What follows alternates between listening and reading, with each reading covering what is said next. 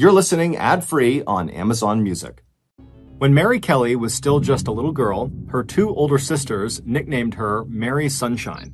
This is because every morning, as soon as the girls would wake up, Mary would leap out of bed and run around her house, pushing aside all the curtains, so every room in the Burley, Idaho home filled with sunshine.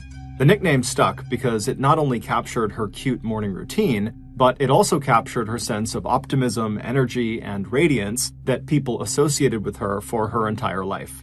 When Mary was born on October 11th, 1921, Burley was just a small rural town in southern Idaho with a population of just over 5,000 people. Most of its residents, the Kelly family included, were farmers, and the main crops grown in the town were grains, sugar beets, potatoes, and alfalfa. Like her older brother and two older sisters, Mary loved living on her family's farm. The kids held barnyard rodeos, they had potato fights every fall after the harvest was done, and during the hot summers, they cooled off in the irrigation canal near their house. Mary's parents were devout Mormons, and this religion would always be central to Mary's life. Members of the Mormon Church, called the Church of Jesus Christ of Latter-day Saints, or LDS for short, believe their church is actually the original Christian church started by Jesus Christ and brought back or restored in 1830 by LDS church founder Joseph Smith Jr. The teachings of the church, which center around the teachings of Jesus Christ, were all written down by Joseph Smith Jr. in a book titled The Book of Mormon. Despite Mormons being known for living very modest and reserved lives, for example, they don't drink alcohol, they avoid caffeine and tobacco, still, Mary's childhood home was a very fun, raucous place filled with music and stories. Mary was the daughter of a big, charismatic Irish father and a tiny English mother who sang duets together at church.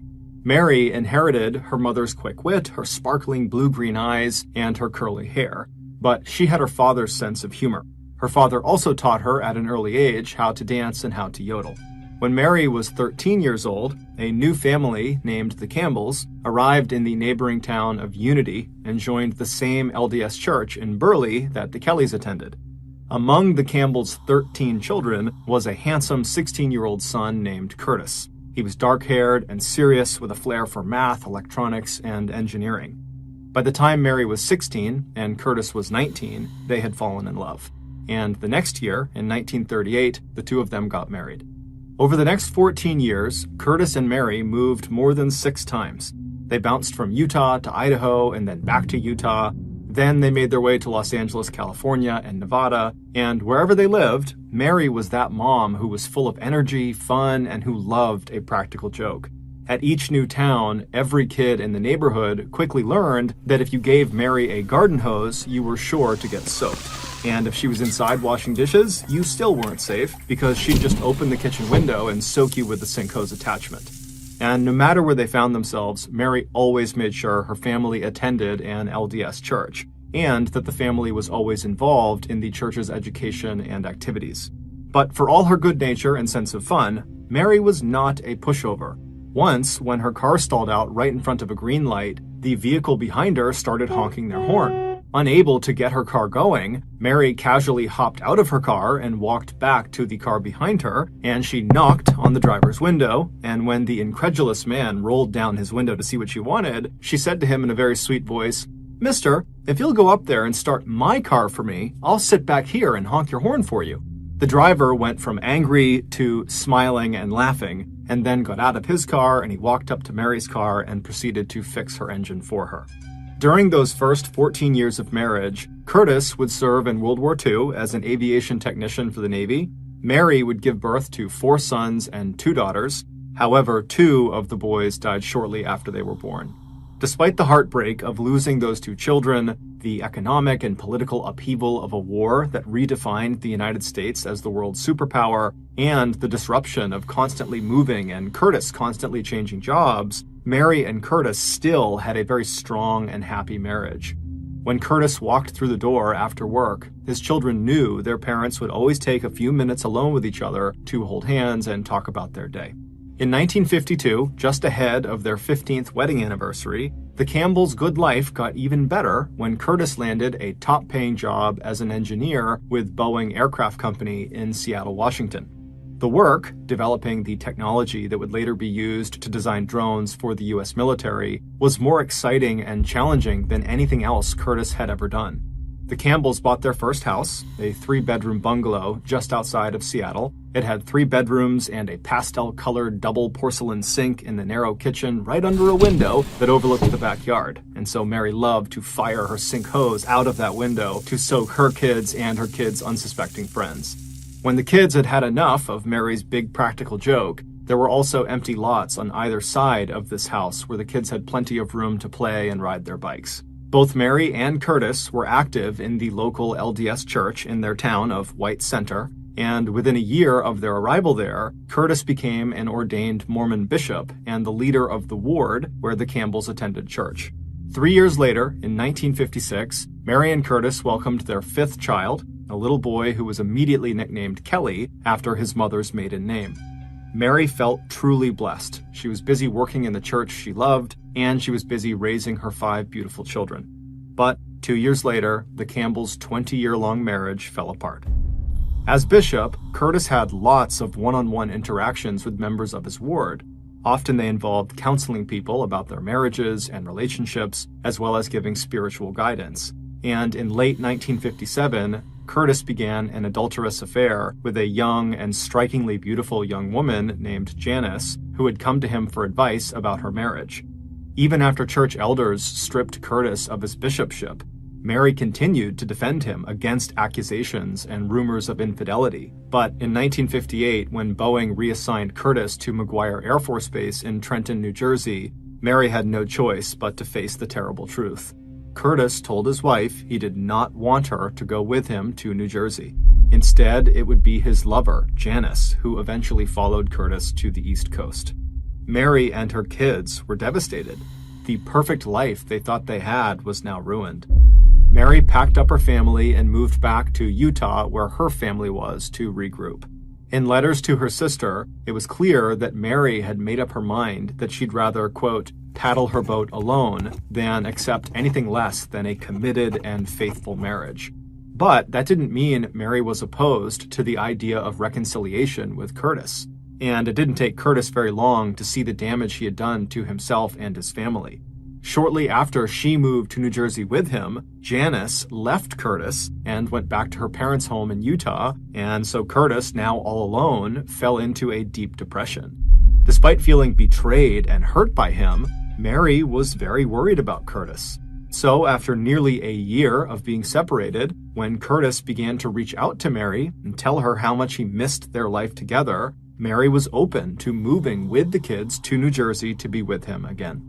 And in the spring of 1959, the Campbell family was reunited. And 1 year later, when Boeing sent Curtis from New Jersey back to Seattle, Mary would bring with them a 6th child, a baby boy, and Curtis would buy Mary her dream home, a big 2-story farmhouse 20 miles south of Seattle.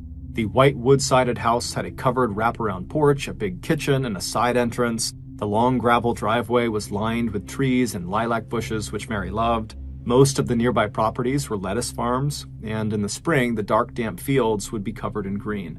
The local schools were good, and there was plenty of room for the children to play.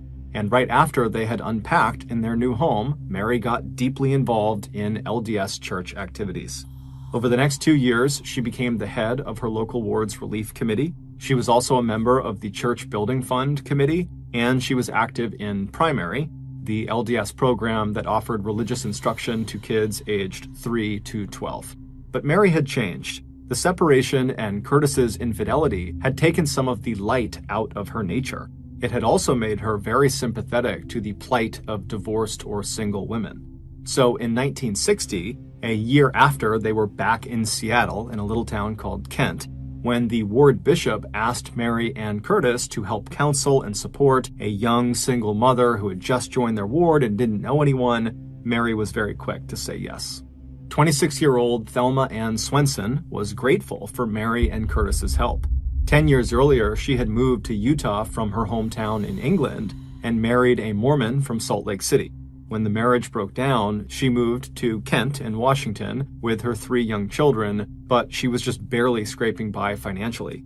Mary immediately hired Thelma to take care of her 4-year-old son and new baby. Mary would often drop them off at Thelma's trailer home after Mary dropped her 3 older children off at school.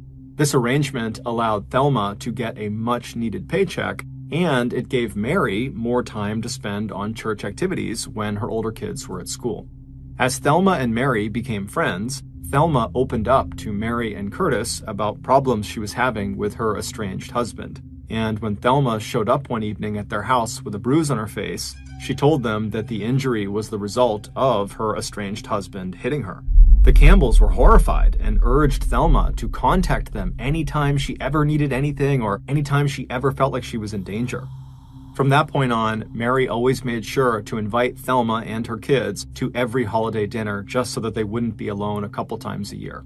On the morning of Wednesday, March 8th, 1961, so roughly 1 year after Mary and her family had moved back to Seattle to the town of Kent, Mary was up early, as usual, cooking breakfast for her kids and making bologna sandwiches for their bagged lunches. It was a cool 51 degrees Fahrenheit outside and very cloudy. When Mary looked out the window, she was just happy to see that at least it wasn't raining. By 8:30 a.m., Mary had all the kids packed into the family's Plymouth station wagon. The first real baby car seats wouldn't be invented until the next year, so Mary just made sure the kids used their seatbelts, and she settled the baby, Russell, in the front passenger seat. Just before 9 a.m., she dropped her 3 older children, Scott and Janelle and Patty, off at school. She told her older daughter, 11-year-old Janelle, that Thelma would be picking up the girls after school and taking them to primary, their after-school church instruction program, but that she, their mom, would come get Janelle and Patty after primary and bring them home for dinner. Scott was 13 years old, which meant he didn't go to primary anymore as the age cutoff was 12, and at the age of 13, his parents had allowed him to begin walking home after school on his own.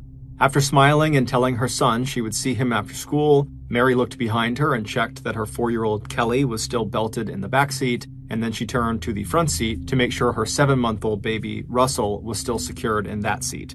Then Mary looked one more time at her older kids as they walked into the school building, and then she pulled away from the curb out of the parking lot and headed for her church, where she had 2 meetings that day. Shortly after walking into the LDS church, Mary turned and saw Thelma walk through the front door as well with her own young kids. Thelma shook off the hood of her coat and ran her fingers through her short dark curls that were damp with Seattle's constant mist. She'd once told Mary that she thought she'd left all the rain and clouds behind her when she moved away from England, a place notorious for its wet weather.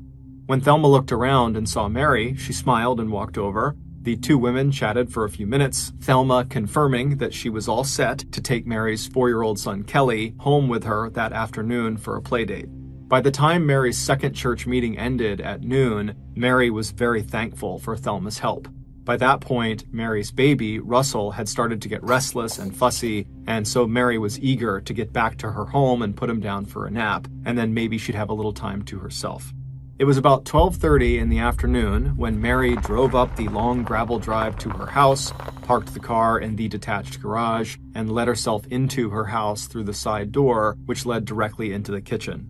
Talking quietly to baby Russell, she walked without stopping through the kitchen and down the hallway past the door to the combination powder room and bathroom and into the dining room. Once there, she put down her purse on the dining room table and settled Russell into a small crib they had in the dining room. She gave him a kiss, then covered him with a thick cotton blanket. Still dressed in her coat, Mary decided to stop at the powder room to freshen up before going back to the kitchen. And so she turned around and began walking back down the hallway that she had just come in on, and then about halfway down, she turned left to go into the powder room bathroom. But as soon as she turned, she stopped right in the doorway, and then she screamed, because a man she had never seen before in her life was standing right in front of her in the powder room bathroom. Paralyzed with shock, Mary just stood there as the man suddenly lunged out with his left hand and grabbed her and knocked her to the ground. Mary fell hard onto the hallway floor, but before she could even move, the man was on top of her with one of his knees pressing into her stomach and the other knee across her neck and jaw. Her scream was now muffled, and she saw the man raise his right arm above her head. She felt another wave of panic rush through her as she realized in his right hand was a length of metal pipe. But instead of striking her with the pipe, the man, while holding that pipe high over his head, told Mary to stop screaming. Instantly, Mary did as she was told. And then, lying there perfectly still under the crushing weight of her attacker, Mary felt a sudden calm wash over her. She nodded her head reassuringly, and the man slowly rose to his feet. Then the man reached down with his left hand to help Mary stand up. As she got to her feet, Mary noticed immediately that this man also had a gun in his front pocket. Then, as soon as Mary was on her feet, she did what she had done her whole life. She called on her faith and looked at the man in front of her not as a monster, but as a human being. She took a moment to compose herself, pulling the skirt of her dress down and pushing back the hair that had come out of its clips. She straightened her glasses, she took a deep breath, and then she looked up at the man who was now just standing there awkwardly with his arms and his metal pipe down by his sides. She had never seen this person before. He was young, in his early 20s, with shaggy hair that fell across his pale, soft face, and he was huge. Not only tall, but very big and heavy.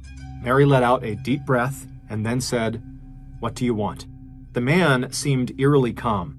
He told her that he was there because he needed money. The only cash Mary had was in her wallet, which was in the dining room. She told the man as much as she headed past him down the hall in that direction. The man followed behind her and then stood without saying anything while she opened her purse, took out her wallet, and then laid the 3 $1 bills that were inside along with some change on the dining room table. She also pulled out her credit cards and driver's license, laying them on the table as well, and then she also just said to the man, anything of value in this house, it's yours. Even though this man had said he wanted money, the only item that he was interested in was her driver's license. He reached out and grabbed it, looking carefully at the typewritten name, then turning to her with his first question. "Are you Mary Campbell?" Mary nodded. "Yes, I am." And then, as this was happening, the thing Mary was most worried about happened. In the crib, just a few feet away from them, Russell started crying. Mary silently prayed that the man would not hurt her child, and he didn't. As he stood there, still staring at her license, he casually told her to go take care of her baby. Feeling an enormous sense of relief, Mary turned away from the man and stepped quickly to the crib. She reached down and picked the baby up and rocked him for a second, all the while glancing across the room at the man who had just put her license back on the table and was now emptying out the other contents of her purse onto the table. Mary changed Russell's diaper, and then she laid him carefully back down in his crib. Then, Mary told the stranger very gently that her baby was going to keep crying if she didn't feed him, and so she really needed to go into the kitchen and make Russell a bottle. While that might have been true, in reality, all Mary was thinking about in that moment was just getting this intruder away from her baby. So she asked the man if he would like to join her in the kitchen as she makes the bottle, and maybe she could fix him something to eat as well. The man agreed, and the two walked down the hallway to the kitchen. Mary first, the man after her. While Mary prepared the bottle of milk, the man stood quietly in the middle of the kitchen without saying a word. After the bottle was ready, Mary walked past the man, who stayed put, and she went back down the hallway all the way to the dining room, where she fed Russell as quickly as she could. All the while, the man just stayed in the kitchen, standing there watching Mary down this hallway. After giving her baby a kiss on the forehead, Mary tucked him back into his crib and returned to the kitchen where the stranger was. Mary was too nervous to sit down, so she went to the refrigerator and took out the hamburger meat that she was planning to serve that night for her family's dinner. She unwrapped it and asked the stranger if she could make a hamburger for him. When he said no in a very polite tone, Mary couldn't help but feel sort of relieved. After that initial attack, the man had not threatened her in any way, and now he was just standing there quietly in her kitchen and being very polite about it. Mary took a few more quick glances at him and noticed that despite him being this really big person, he looked more like a child than a man. In fact, he couldn't be much older than her oldest child, Dell, a 19-year-old young man who had left home just 2 years earlier to join the Navy. As soon as she thought of her son, Dell, Mary felt even better. And slowly, her fear started to give way to her usual curiosity about people and her conviction that even the most flawed human beings could be helped and ultimately redeemed. So after her visitor very kindly refused the offer of a hamburger, Mary poured them both glasses of cold milk and set out a plate of the cookies she had made the night before. She sat down in one of the chairs that was nearest the sink at the kitchen table, and then she nodded to the chair opposite her on the other side of the table, and she asked the man if he would like to please sit down with her.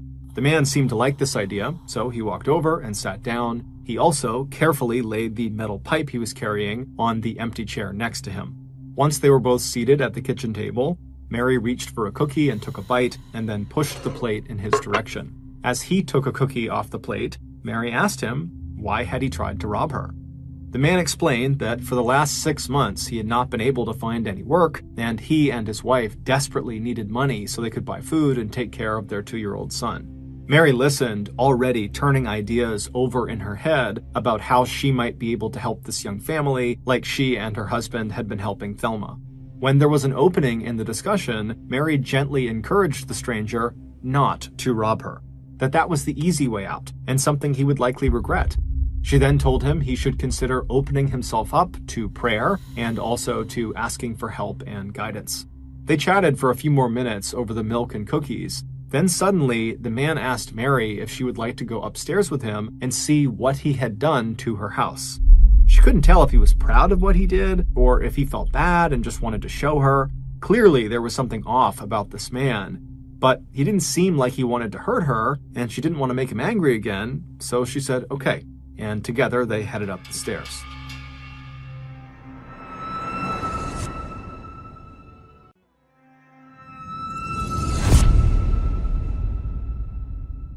Right away, she could see that the bedrooms and the hall closet and study had been ransacked.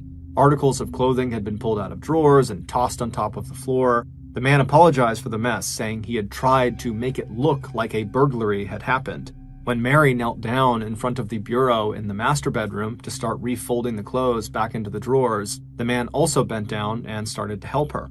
Once they had put everything back in place in the master bedroom, the man stood up and then took the gun out of his front hip pocket. It was Curtis's gun. Clearly, he had found it and stolen it. The man looked at the weapon for a moment as if he was seeing it for the first time. Then he sighed and looked at Mary and said, I guess I won't be needing this anymore. And then he walked over to Curtis's bedside bureau and put the gun back in the top drawer where he had found it. After this, Mary and the stranger left that room and headed for the study next door. Inside, Mary picked up some of the loose papers on the ground, and as she did, she very gently told the man who was standing next to her that she needed to take these papers down to the kitchen, and, maybe it was time for him to be on his way anyhow. The man nodded, and the two headed back downstairs. Once inside the kitchen again, Mary put the papers on the kitchen counter and then turned to face the man who was once again standing awkwardly in the middle of the room. Mary smiled at him and thanked him for helping her clean up the upstairs, and she also told him that he had not done any real damage, so she had no plans to tell anyone or call the police or say anything. She also told him that he was free to take the cash in the dining room on his way out. Then she stepped forward toward the table, and as casually as she could, she picked up the length of metal pipe from the kitchen chair and bent down and placed it under the table out of reach. The man watched her do this.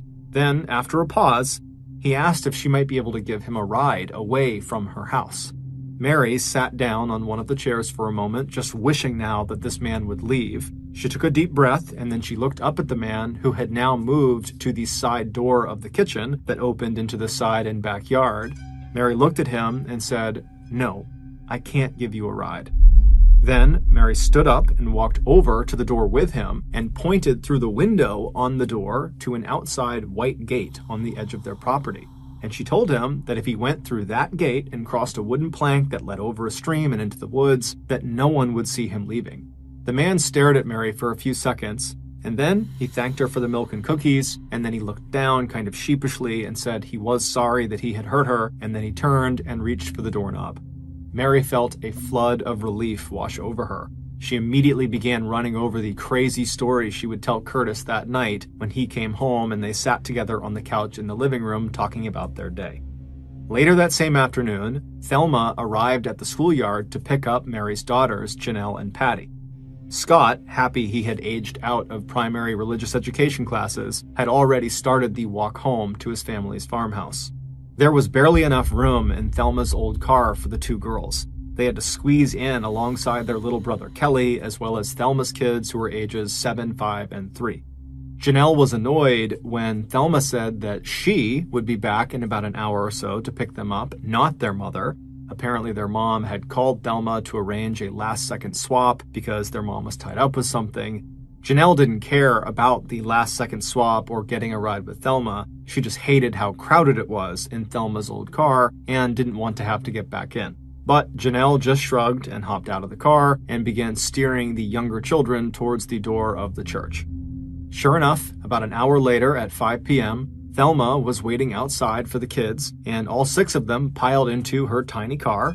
But instead of Thelma turning south towards their farmhouse, Thelma drove north. When Janelle asked where they were going, Thelma told the kids they were going to her house to meet up with their older brother Scott and Bishop Owen, who was the LDS bishop for their ward.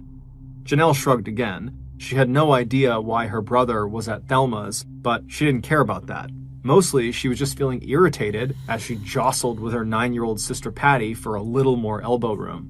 As they pulled into the drive leading up to Thelma's small, shabby 2-story rental house, Thelma parked next to Bishop Owen's car and then opened the heavy back door of the car to let all the kids out. When they walked through the front door into the small living room, they saw Bishop Owen sitting on the couch holding 7-month-old Russell. In a nearby chair, they saw their brother, Scott, who was watching TV. But he looked like he was staring right through the TV, like he was totally zoned out. Before the children could even say hello, Thelma had shooed Janelle and her sister Patty outside to play with Kelly and Thelma's 3 children. About an hour and a half later, around 7 p.m., the kids were still outside and it was getting dark and chilly when Patty complained that she needed to use the bathroom. Janelle walked to the back door of the house only to find it locked. Cold, tired, and hungry, Janelle was certain this locked door was the work of her annoying 13-year-old brother Scott, and she immediately started rattling the doorknob and yelling for him to come and unlock the door and let them in, or she was going to tell their mother. But when she and the other kids heard the bolt pull back, it wasn't Scott standing in front of them, it was Bishop Owen. He stepped aside and all the kids streamed in. Patty headed for the bathroom, while Janelle went straight to the living room to glare at her brother. But when she finally planted herself directly in front of the TV he was watching, she saw right away that something was very, very off about him. Before she could ask him what was wrong, through the window she caught sight of something moving outside. When she turned to look, she saw her father's car pull up next to Thelma's car, and behind her father's car she saw 2 police cars, the single-dome lights on the roof of each one flashing bright red. Several hours earlier, Mary's son, Scott, left Meridian Junior High School just ahead of his sisters and began the walk home. The walk took about 30 minutes, and at 4 p.m., Scott turned off the main street and started walking down his family's long driveway. As he passed by the detached garage, he noticed his mother's station wagon was gone. Scott thought to himself, if his mom and baby brother were not home, maybe he could just go inside, drop his things off, and then head right back out again and go see his friend, Larry Smith, who lived in the house next door. When Scott walked into his own house through the front door, he reflexively called out for his mother, but there was no answer. However, when he passed through the living room into the dining room, he saw his mother's purse laying on the dining room table with her driver's license and credit cards spilled out next to it. Then he noticed his mother's coat hanging over the end of the baby's crib, and perhaps most surprising, he saw his 7-month-old brother, Russell, in the crib fast asleep. If Russell was here, then his mother surely had to be here too, which was strange since he hadn't seen her car. But regardless, he moved towards the bottom of the stairs and called out again for his mother, but still, there was no answer. The big house was totally quiet. Scott put down his things on the dining room table and headed down the hallway for the kitchen. On the way, he glanced into the powder room, but no one was inside. When he reached the end of the hallway and looked into the kitchen for the first time, he froze. What he saw inside of it was so terrible, he couldn't even begin to process it. There, on the floor, was his mother. Under her head was a red velvet cushion taken from the living room couch. Blood had gushed out of her mouth and formed a huge puddle under her head. There were dark bruises like a collar around her throat. Her blood-soaked, dark red hair looked black. Her eyes were wide open and staring, and her glasses were on the floor next to her. Scott started backing away. He knew without being told that his mother was dead. Then he turned, stumbled, and ran down the hallway, back through the dining room, past his brother, and out the front door. Once outside, he ran along the pathway behind his house to his friend Larry's house, Bursting through their back door, Scott found Larry's mother and frantically explained what he had just seen in the kitchen. As Mrs. Smith picked up the phone to call police, Scott suddenly remembered that he had left his brother, Russell, in the house. Ignoring Mrs. Smith's questions, Scott ran back to his own farmhouse and into the dining room where he saw his brother still laying in his crib fast asleep. He carefully lifted Russell out of his little bed and then sat down on the living room couch, holding the baby until police and the local doctor arrived. When police did arrive, they led Scott, who was still holding his brother, back to the Smith's house next door, where Scott called his father at Boeing. After he was off the phone, one of the police officers asked Scott a few more questions about what he had seen. Then the officer drove Scott and Russell over to Thelma's house, where Bishop Owen was waiting for them. When Scott stepped inside of Thelma's house, Bishop Owen took the baby from Scott's arms and began rocking him, and then he settled Scott into a chair and turned on the TV. Scott said nothing. He just sat there staring at the TV with no expression at all on his face. Back at the Campbell's farmhouse, the doctor confirmed that Mary was dead. She had been strangled and hit on the head 3 times. And when the doctor picked up the pillow that was underneath her head, he noticed a small hole in the pillow with singed edges in the fabric and realized someone had clearly fired a gun into this pillow. And when they examined Mary's head again, they noticed there was a gunshot in her left temple. And so they had placed the pillow over her head, fired that shot into her temple, and then afterwards they had placed the pillow under her head, and that was how she was found. Even before police began collecting evidence, they were totally puzzled by what they saw inside the house. With credit cards left on the dining room table, it did not look like a robbery, and if the attacker was looking for valuables, why did they only pull the clothes out of the drawers in the children's rooms upstairs and not go through the neatly folded items in the closed drawers in the master bedroom where Mary and Curtis slept? And who had been sitting at the kitchen table eating milk and cookies? When Curtis arrived, the police refused to let him into his own house. Dazed and shocked, Curtis just asked, "Where's my wife's car?" And immediately, when police saw it was gone from the garage, they sent out a description of the car over the police radio in case the killer had used it to escape. A few minutes later, Curtis was back in his car heading to Thelma's house. 2 police cars followed him with their lights flashing red. As Curtis stepped into Thelma's house, his daughter, Janelle, looked from him back at her brother, who she could now tell was crying. Curtis walked to the couch and sat down. He motioned for Janelle and Patty and Kelly to sit down with him. Then he looked at the scared little faces all turned in his direction, and he said, "Your mother is dead. Someone killed her." Curtis was quickly removed from the list of possible suspects. Dozens of people could confirm that he had been at work that day during the window of time when Mary was killed, sometime between 12:30 p.m. when she arrived home from her church meetings and 2:30 p.m. By 8 p.m. on the night of the murder, police had located the Campbell station wagon in the parking lot of the Group Health Hospital in the town of Renton, 3 miles away. There were no weapons or blood in the car. All it told police was that the murderer must have gotten a ride to the Campbell's house and then used the station wagon to make their getaway. Once Curtis was allowed back into his house later that night with his children, he went upstairs to check for his gun in his drawer and found it was missing. He told the police about it, and they asked him what kind of gun it was and what caliber it was. When he told them, they realized it was the same as the gun that had been used to shoot Mary in the head. Even though there were almost 100 law enforcement personnel working the murder case, by Friday, March 10th, so 2 days into the investigation, the best lead police had was still just a report from the Campbell's neighbor. The neighbor told police that at about 9:30 a.m. on the day Mary was murdered, she had seen a big man with shaggy hair almost down to his shoulders walking first across the Campbell's front yard and then later that day across their backyard. On that Friday, police got an anonymous tip over the phone that would eventually lead to the break they were looking for. The police were told to check out Art Ferguson, the husband of one of the members of Mary Campbell's church. He matched the description of who the neighbor had seen, and he had recently just gotten a haircut.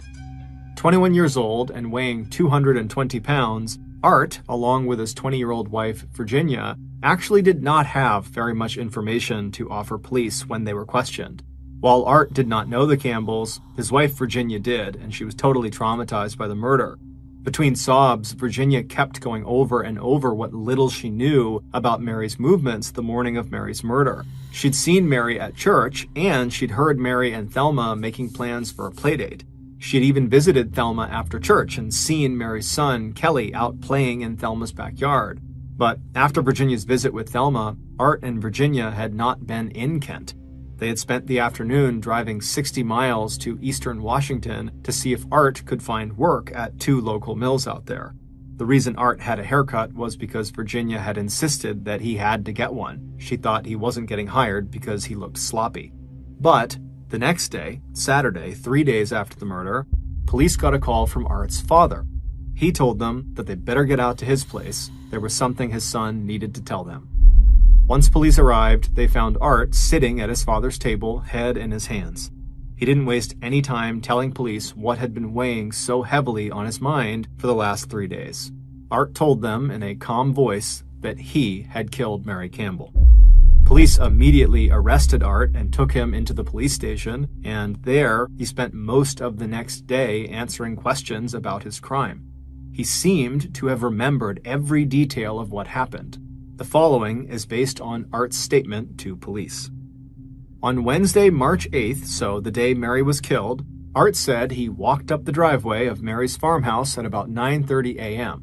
In his pocket was a length of metal pipe. When he reached the house, he let himself in through the kitchen and went upstairs and began ransacking the rooms so that when police investigated the murder he intended to commit, it would look like Mary had been killed by a burglar. When Art found Curtis's gun in the master bedroom, he stuck it into his front pocket, along with some ammunition. Then he went back downstairs and hid in the combination powder and bathroom off of the downstairs hallway to wait for Mary to come home from her church meetings. Mary came home and Art attacked her as planned, but right away there was just something about Mary. Her charm totally disarmed him, and instead of killing her, he quickly found himself sitting in the kitchen eating cookies and drinking milk with her. When Art got to the part of the story where Mary had told him how to leave his house without being seen and how she would not call the police, Art paused. He told police at that point he had decided he was not going to kill Mary after all. She was just too nice and had been so kind to him. He told police he remembered turning and grabbing the doorknob and getting ready to walk out that side door. He said he even remembered the sound of Mary's voice behind him as she said goodbye to him. But the next thing Art knew, he had turned around and lunged at Mary, squeezing her neck as tightly as he could. According to his formal police statement, as he choked her, Mary, who was totally surprised, stumbled backward a few steps, and both he and Mary slid down the front of the stove to the ground. Art said, quote, "She tugged at my shirt front very lightly, and once at my hair, and tugged very lightly at my sleeve." Art said when his hands got tired and Mary's head fell forward, he released her neck, letting her fall all the way to the ground. Then he turned on his knees and grabbed the metal pipe Mary had shoved under the kitchen table. Art stood up, and with the pipe in his right hand, he swung it down hard at Mary's skull. He hit her 3 times until blood began to flow out of her mouth. Then he ran upstairs to get Curtis's gun that he had put back earlier when he and Mary were up there. On his way back to the kitchen, he picked up a red velvet pillow from the living room couch. When he knelt down beside Mary, who was now motionless, he put the pillow against her left temple, he pressed Curtis's gun into the pillow, and then fired a single shot. Then he laid Mary down on the floor of her kitchen, resting her head on top of the soft, round, and now blood-soaked pillow. Before leaving the house, Art dumped out the rest of the contents of Mary's purse on the dining room table, pocketing the $3 in change, and then he took her car keys. Art stepped out of the farmhouse and entered the Campbell's detached garage. He got into Mary's station wagon and then laid the pipe, the gun, the gloves he was wearing, and his jacket on the seat next to him. Then he turned Mary's car on and drove down the driveway out onto the main road. On his way to the hospital parking lot in Renton, where Art would leave the car and drive home in his own vehicle that was parked there, he stopped along an empty stretch of road near the Puget Sound, and he threw the gun and pipe out into the woods. Art's story explained every strange circumstance about the crime scene that had left police baffled.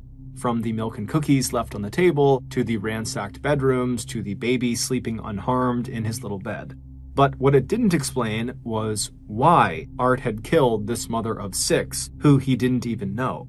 Art's bizarre answer to that question would lead the police to another person, the person police would accuse of being the real mastermind behind this murder.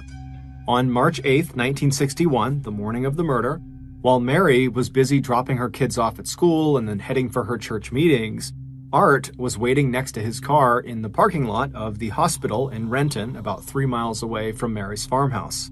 At exactly the agreed-upon time, an older model car pulled up next to him and idled for a minute as Art opened the passenger door and climbed inside. The driver of the car asked Art if he was ready to go and whether he needed to take one more look at the map. Days earlier, the driver had made a hand-drawn map showing a detailed layout of the Campbell's farmhouse. Art had been told to memorize it, along with the usual route that Mary Campbell took through her house when she came home with her baby. Art was feeling nervous and thought looking at the map again might calm him down. The driver handed him the piece of folded paper. As Art sat there studying it, he tried to use the memorization technique the driver had taught him that would apparently sear the image into his mind. Meanwhile, the driver put the car in gear and pressed the gas pedal. On the way to the Campbell's farmhouse, the driver stopped and bought 2 gallons of gas at a gas station and paid by check. When they arrived near the entrance to the Campbell's long gravel driveway, the driver took back the hand-drawn map. They made sure Art had his piece of metal pipe inside of his jacket pocket, and that Art knew exactly where to find Curtis Campbell's loaded pistol. The driver also told Art to be sure he used a pillow from the couch to silence the sound of the shot that Art would eventually fire directly into Mary's temple. Art nodded. Just before he climbed out of the car, a pink and black truck passed by them on the main road. Art's driver only watched Art for a few seconds as he walked up the driveway toward the farmhouse. Then the driver checked their watch and turned the car around and pulled back onto the road and started heading for their next stop.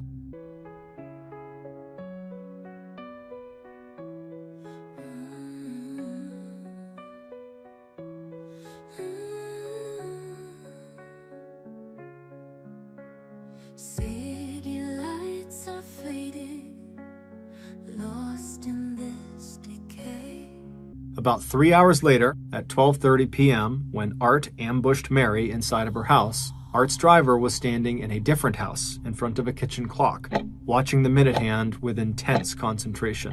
The person standing next to the driver would later tell police she could make out the words the driver was speaking as they stared at the clock. "Do it, do it, do it," they said. An hour later, the driver again looked at the clock. This time, the driver, aka the real mastermind behind the murder of Mary Campbell, smiled and then ran her fingers through her short, dark curls and looked out the window at Mary's son, Kelly, playing in her yard. Then, Thelma Swenson, the hard luck case that Mary and Curtis had tried so hard to help, the babysitter who had once lived with them and who knew exactly where Curtis's loaded gun was and what Mary's everyday routines were when she got home from church or from running errands, turned to her good friend, Art's young wife, Virginia, and hugged her. And then, according to Virginia, Thelma swayed slowly side to side while holding on to Virginia and said, "I know where Art is. He's up there right now butchering Mary Campbell." When Art confessed to the murder of Mary Campbell, he told police that he was only acting on the orders of Thelma Swenson. He said she planned every detail of the attack. Art, who was mentally challenged and highly suggestible, claimed that he had been manipulated by Thelma into believing Mary Campbell was an evil person. In terms of getting him to commit the actual crime, Art said Thelma had used hypnosis.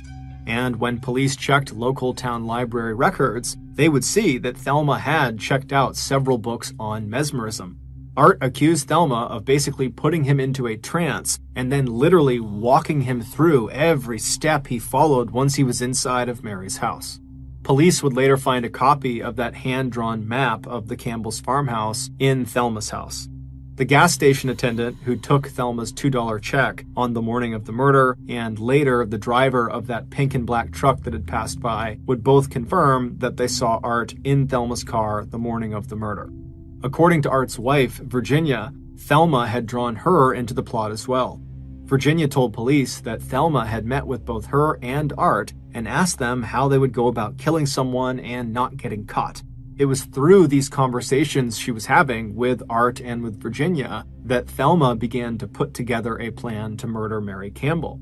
Virginia claimed that Thelma had even made her and Art rehearse how Art might strangle Mary using a length of electrical cord, with Virginia playing the part of the victim. But after Art had actually attacked Mary in her home, he told police that he genuinely had decided he was not going to kill Mary after all. It was like he had come out of his trance and he saw her for the person she really was, this really wonderful person. But, he said, after he turned to actually leave the house, he fell back under Thelma's control again. And then the next thing he knew, he was standing there in the kitchen with his hands around Mary's neck. It would turn out Thelma had a history of psychiatric problems and had been hospitalized twice. Once following a diagnosis of schizophrenia, a mental illness that can cause episodes of psychosis, delusions, and paranoia. Her estranged husband, who had never physically abused Thelma, would also testify that she was a pathological liar. According to Art and Virginia, far from being grateful to Mary for her help and support, Thelma had developed a deep hatred of Mary. She blamed Mary for the breakup of Thelma's own marriage, which didn't really make any sense, but she did, and even claimed that her estranged husband was the father of Mary's 7-month-old baby, even though the baby had been born in New Jersey before the Campbells had even met Thelma. Police also investigated the possibility that Thelma was becoming obsessed with Curtis and saw Mary as an obstacle to Thelma pursuing that relationship. For his part, Curtis had already begun to suspect that Thelma was mentally unstable and that she was using makeup to fake the bruises that she claimed were the result of her estranged husband's physical abuse. For these reasons, in the weeks leading up to Mary's murder, Curtis had told Mary that they really should break off their friendship and involvement with Thelma. However, Mary wouldn't hear of it. She believed Thelma needed them and Mary did not want to abandon her.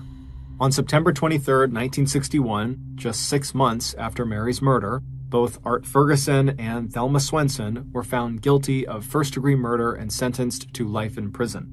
But that was not the end of this murder case. 2 years later, on June 6, 1963, the Washington Supreme Court overturned the conviction against Thelma and ordered a new trial for her. 5 months later, a new jury would acquit Thelma of all charges. While the court denied Thelma's request for custody of her 3 children, Thelma would go on to marry again and have a second set of 3 children before divorcing her second husband and taking those 3 children with her. In her memoir about her mother's death, titled The Multiple Murders of Mary Kelly Campbell, Janelle Campbell writes that as of 2021, Thelma Swenson was still alive. Out of deference to Thelma's family, the author does not include any details about Thelma Swenson's current life or location. Echoes in the night lead me far away. Whispers on the wind calling out my name. Prayers turn to sin in this endless game. Shadows take the light. In the darkness I am free, searching for a sign in the aching melody. Unloving, lonely hearts are breaking, dreams are smashed to dust. In this world forsaken, all that's left. Thank you for listening to the MrBallen podcast. If you got something out of this episode and you haven't done this already, when you're on your deathbed, tell the 5-star review button you have something extremely important to tell them, but then pass away without telling them. Also, please subscribe to the MrBallen podcast on Spotify, Apple Podcasts, Amazon, Google, and anywhere else you get your podcasts. This podcast airs every Monday and Thursday morning, But in the meantime, you can always watch one of the hundreds of stories I have posted on my YouTube channel, which is just called MrBallen. If you want to get in touch with me, please follow me on any major social media platform and then send me a direct message. My username is just @MrBallen, and I really do read the majority of my DMs. Lastly, we have some really cool merchandise, so head on over to shopmrballen.com to have a look. So that's going to do it. I really appreciate your support.